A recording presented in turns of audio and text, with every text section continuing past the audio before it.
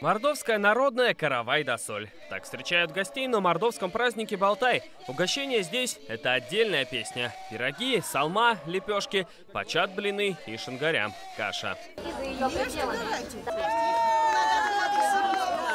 За такими столами и в национальных костюмах. Повод – любимый праздник Балтай.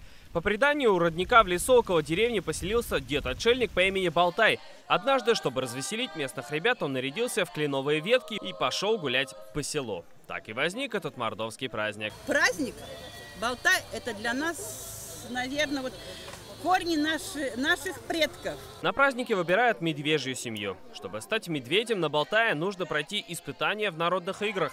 Самое популярное – сбор с завязанными глазами кикерик, лыковых шариков. Победителя в итоге обвязывают кленовыми ветками, и в такой шубе он отправляется на шествие.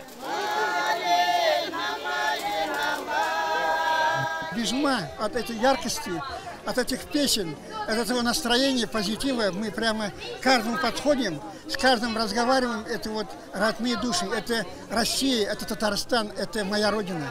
Так мордовский Балтай принял эстафету народных праздников в Татарстане в год родных языков и народного единства. Впереди также дружно республика отметит чувашский праздник Уяв, удмуртский Грын-Беттон, славянский Ивана Купала и кряшинский Петрал. Салават Ухмадуллин, ТНВ, Лениногорский район. Закажи рекламу на ТНВ. Телефон в Казани 5 705 100.